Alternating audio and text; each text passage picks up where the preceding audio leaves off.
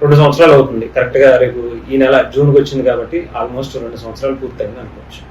తాడేపల్లిగూడానికి చాలా మంది ఎమ్మెల్యేలు వచ్చారు, చాలా మంది మంత్రులు అయ్యారు.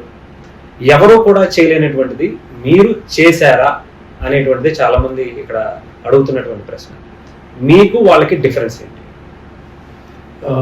ముందుగా మీకు, మీ టీవీ యాజమాన్యానికి, కిరణ్ టీవీ ప్రేక్షకులందరికీ, ఆంధ్ర రాష్ట్ర ప్రజలకి అందరికి కూడా ఉదయపూర్వ నమస్కారం. గడిచిన 2 సంవత్సరాల్లో నేను తాడేపల్లిగూడెం వచ్చేటప్పటికి తాడేపల్లిగూడెం ఊళ్ళోకి రావడానికి కూడా రోడ్లు, హెడ్ క్వార్టర్స్ ఇది. ఇక్కడ కూడా బ్రిడ్జ్ దగ్గర నుంచి ఇక్కడి నుంచి విప్పర్ వెళ్ళే రోడ్డు కానీ, మాధవరం వెళ్ళే రోడ్డు కానీ, లేకపోతే అప్పారావుపేట కానీ, అసలు ఎక్కడ కూడా ఏ రోడ్డు లేని పరిస్థితి నుంచి ఈ రోజు ఒకే ఒక రోడ్డు మిగిలింది. మొత్తం అన్ని రోడ్లు కూడా వేయించడం జరిగింది. దాదాపు 100 crores only R&B works. Village నుంచి NRGS నిధులతో దాదాపుగా ఒక 15 నుంచి 20 కోట్లు NRGS నిధులతోనే చేశాం. ఇవాళ పవన్ కళ్యాణ్ గారు మళ్ళీ దానికి ఒక 14 కోట్ల 16 లక్షల టెండర్ పిలిపించారు. ఒక 12 కోట్ల రూపాయలని జనజీవనంలో కూడా శాంక్షన్ చేశారు. అంటే దాదాపు అదొక 26 కోట్లు శాంక్షన్ అయింది. ఈ తాడేపల్లిగూడానికి ఒక కళ, ఎందుకంటే ఈ 1,00,000 జనం దాటిన తర్వాత పంపుల చెరువు అనేది అంటే సమ్మర్ స్టోరేజ్ ట్యాంక్ అనేది ఇక్కడ చాలా చిన్నదే. అది వేసవకాలం వచ్చినప్పుడు ఇబ్బంది పడటమే కాకుండా మామూలు రోజుల్లో కూడా సప్లై చేయడానికి చాలా కష్టంగా ఉంది. దాన్ని ఈరోజు 2014-19లో అమృత 1లో కొత్త శాంక్షన్ చేసినప్పటికి కూడా ఆ వర్క్ నేను మున్సిపల్ చైర్మన్గా దిగిపోయిన తర్వాత ఆ వర్క్ని ఎవరో పాత ఎమ్మెల్యే దాన్ని పట్టించుకోలేదు. అదేవిధంగా ఇప్పుడు అమృత్ 2లో కూడా పెట్టి దాన్ని 70 కోట్ల రూపాయలతో ఈ సంవత్సరం ఆఖరికి, అంటే యాక్చువల్లీ లాస్ట్ ఇయర్ అయిపోవాలి, వర్షాలు ఎక్కువ ఉండడం వల్ల అవ్వలేదు. ఈ సంవత్సరం ఆఖరికి వచ్చే నెల మొదటి 3 నెలల్లో మొదటి క్వార్టర్లో అది ప్రజలకు అంకితం చేయడానికి తీవ్రమైన కృషి చేస్తా ఉన్నాం. అంటే కొన్ని దశాబ్దాల దశాబ్దాల కళ అంటే మాజీ శాసనసభ్యులు అంటే ఈలాంజలి గారు ఉన్నప్పుడు ఒక పంపుల చెరువు తవ్వడం, జలగం వెంగళరావు గారు ముఖ్యమంత్రిగా ఉన్నప్పుడు వచ్చిన పంపుల చెరువు అది. ఆ తర్వాత ఈ రోజు వరకు రాలేదు. గౌరవ ముఖ్యమంత్రి చంద్రబాబు నాయుడు గారి ఆశీస్సులతో నేను అప్పుడు శాసనసభ్యులు మున్సిపల్ చైర్మన్గా ఎన్నికైనప్పుడు అప్పుడు అమృత్ 1లో శాంక్షన్ చేయడం జరిగింది. దురదృష్టవశాత్తు 2019లో మన జనసేన పార్టీలో వచ్చిన తర్వాత ఓడిపోయిన తర్వాత దాన్ని గెలిచిన ఎమ్మెల్యే దాని గురించి పట్టించుకోకపోవడం జరిగింది, క్యాన్సిల్ అయిపోయింది.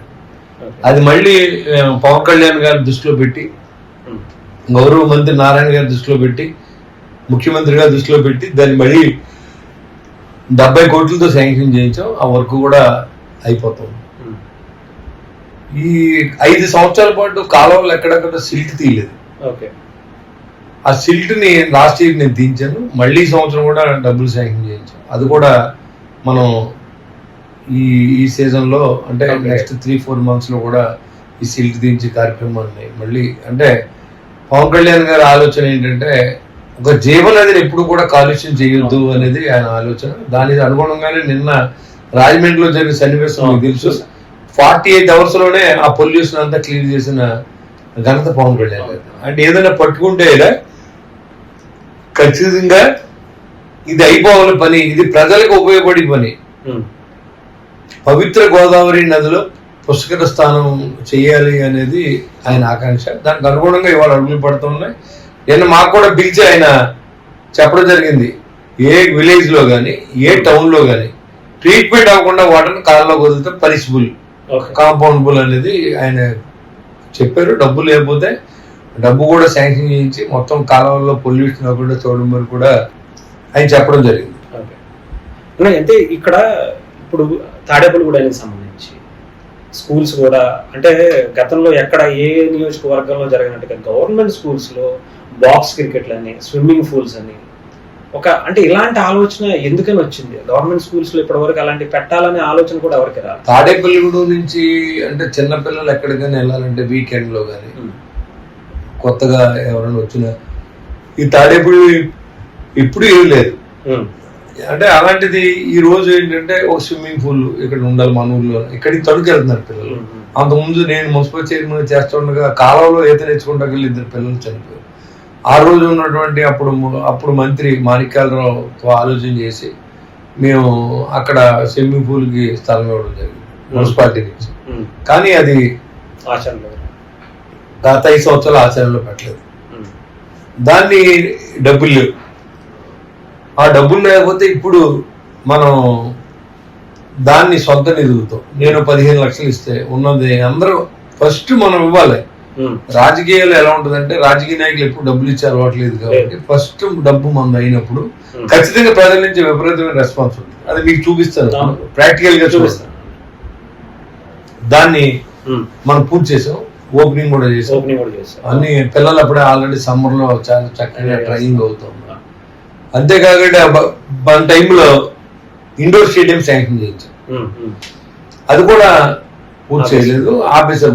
మొండి గోడల మీద ఆగిపోతే మళ్ళీ నేను వచ్చిన తర్వాత ఇండోర్ స్టేడియంకి మళ్ళీ 15 లక్షలు మన సొంత డబ్బులు ఇచ్చి మళ్ళీ దాని ఇండోర్ స్టేడియంకి మళ్ళీ 80 లక్షలు 70 లక్షలు ఇండోర్ స్టేడియం మొత్తం చేయించి దాంట్లో ఏంటంటే ఈ కాళ్ళు దెబ్బతిన్న షటిల్ ప్లేయర్స్ కూడా మన వుడెన్ కోట్లు వేసి దాంట్లో యోగా చెప్పడానికి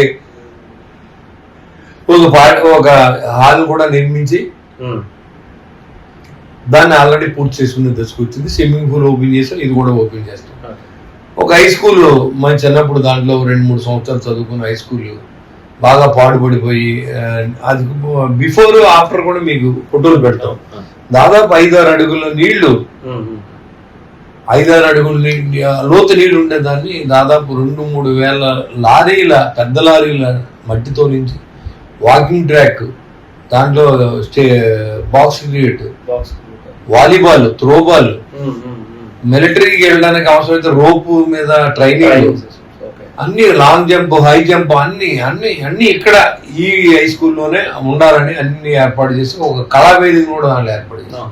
ఎందుకంటే ఓపెన్ మీటింగ్ పెట్టినప్పుడు గవర్నమెంట్ మీటింగ్స్ కానీ లేకపోతే ఏదైనా స్కూల్ మీటింగ్ లేదా పెట్టినప్పుడు ఉపయోగపడిన దాదాపుగా 1 కోటి రూపాయలతో దాన్ని కూడా మనం చేయడం జరిగింది. ఇదన్నీ ప్రజల కోసం నెక్స్ట్ జనరేషన్కి తాడేపల్లిగూడలో ఒక సిటీ మాదిరిగా తయారు చేయాలనేది నా ఆలోచన. అంటే ఇన్ని సంవత్సరాలు మీరు అన్నట్టు ఆర్టీసీ బస్సులు కూడా లోపలికి రావాలంటే భయపడేవాడు. రాలేదు, మొన్న 2 నెలల క్రితం వరకు ఎవరు వచ్చినా సరే అటు నుంచి అటు వెళ్ళిపోయేవాడు. ఇప్పుడు చూస్తే రోడ్లు కూడా మీకు అటు ముత్యాలమ్మ దగ్గర నుంచి హైవే నుంచి లోపలికి రావటం కావచ్చు.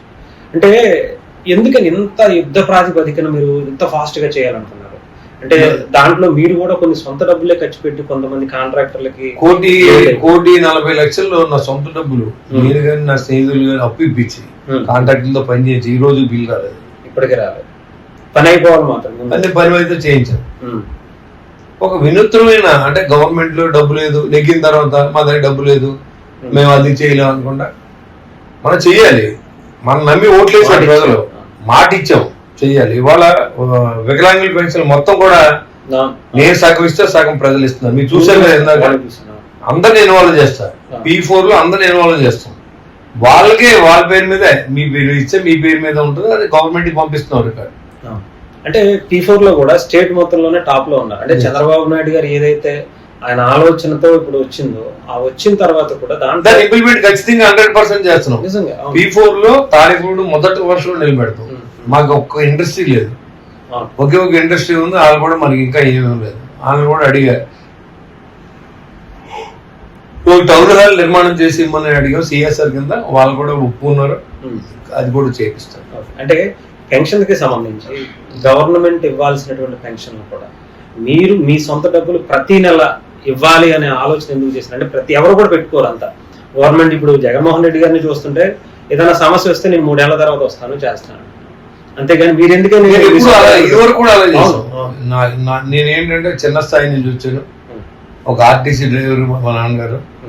ఆ స్టేజ్ నుంచి నేను అంచెలంచెలుగా అంటే దాదాపు నా ప్రస్థానం నేను చెప్తే చిన్న అంటే 1980 సంవత్సరం నుంచి కష్టపడుతున్నాను నేను. అంటే 80 అంటే అది ఒక 20 సంవత్సరాలు, ఇది 16 సంవత్సరాలు, అంటే 26 సంవత్సరాలు, 46 సంవత్సరాలు. నాకు ఈ రోజు వరకు నాకు రెస్ట్ లేదు. ఈ రోజు వరకు నా వ్యాపారం చేస్తాను. నాకు వ్యాపారం ఇంట్రెస్ట్ తప్ప లంచం తీసుకునే ఇంట్రెస్ట్ కాదు. ఎవరిని డబ్బులు కూడా నేను అడగను.